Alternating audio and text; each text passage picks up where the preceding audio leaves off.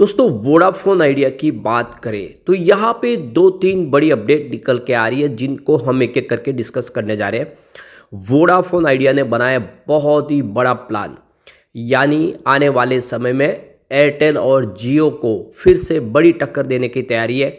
जो customer Vodafone idea से छीने गए हैं उनको वापस लाने की एक बड़ी तैयारी कर ली गई है। यानी ये जो अगर मास्टर स्टॉक इनका चल गया तो आप देख सकते हो कि वोडाफोन आइडिया बाजार में फिर से अपनी पुरानी पोजीशन को हासिल करने की ताकत रखता है।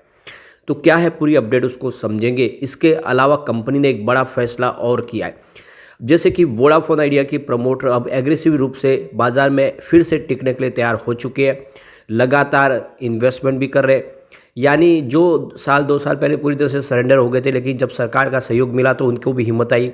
अब वोडाफोन आइडिया के लिए कुछ राह आसान दिखाई दे रही है। फिलहाल कंपनी लॉस में है और इस लॉस से इसको बाहर निकलना होगा, तब जाके सब कुछ ठीक होता हुआ दिखाई देगा। ऐसे में क्या है आगे की संभावना। वैसे तो स्टॉक ऑलरेडी बहुत ही ज़्यादा गिर चुका है। अभी 4-6 महीने पहले जो स्टॉक 19 के आसपास ट्रेड कर रहा था वो 8 रुपये के आसपास है। आगे में ऐसे में क्या संभावना बनेगी उसको जानेंगे इस वीडियो के माध्यम से। लेकिन फ्रेंड्स उससे पहले अगर आप पहली बार हमारे चैनल पे आए तो चैनल को सब्सक्राइब कर दीजिए, एक बेल आइकॉन दबा दीजिए ताकि जब भी नया वीडियो बने पहला नोटिफिकेशन आपको मिले। वीडियो पसंद आए तो लाइक से जरूर कीजिए। चलो फ्रेंड्स वीडियो स्टार्ट करते हैं। मैं हूँ आपका दोस्त SP दवे और हमारे अपने चैनल ऑनलाइन कमाई में आपका बहुत बहुत स्वागत है।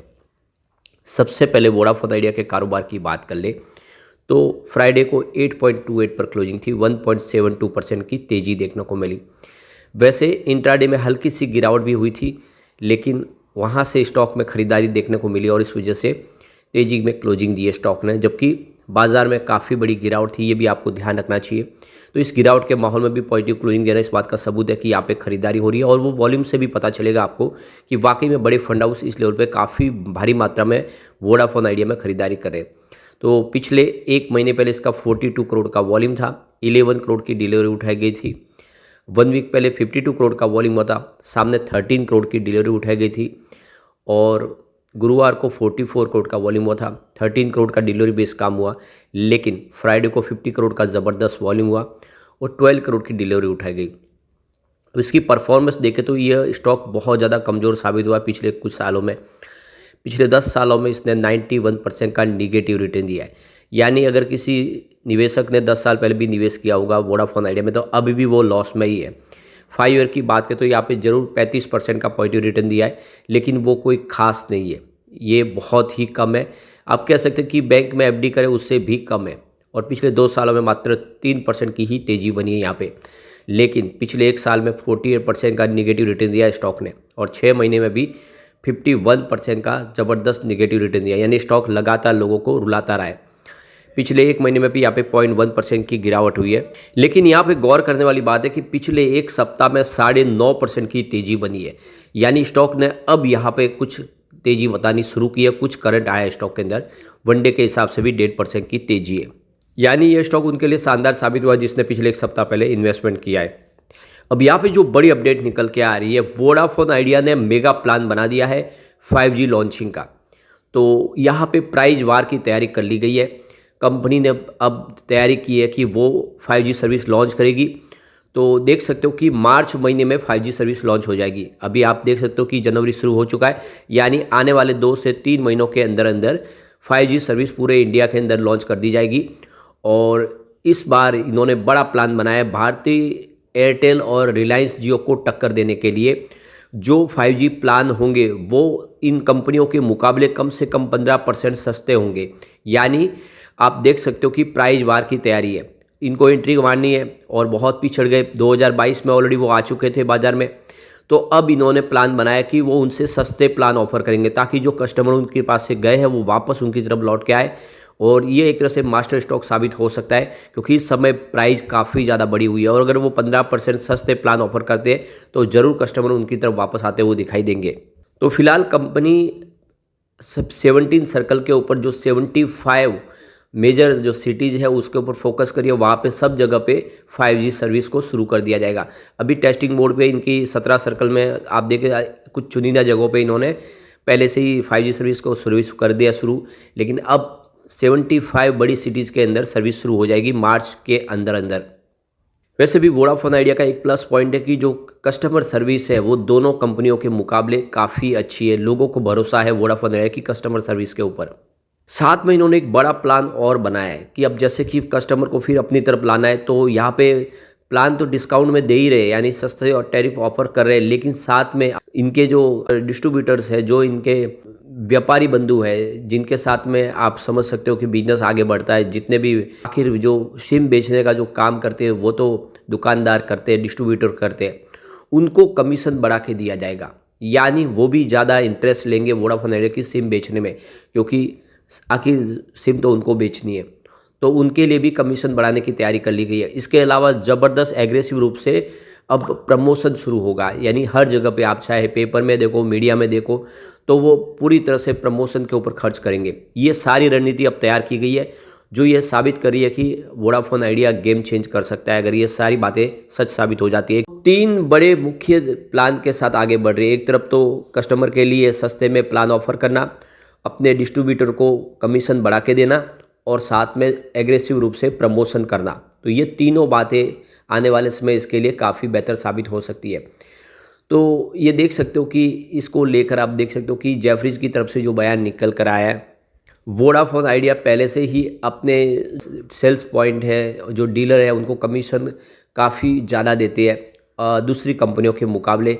आप देख लो कि यहाँ पे फाइनेंशियल 2024 में 8.4% कमीशन दिया, करीब 3,583 करोड़ रुपीज़ का कमीशन दिया है। जियो वाले सिर्फ 3% देते यानी 3,000 करोड़ के आसपास, और एयरटेल देता 4% यानी 6,000 करोड़।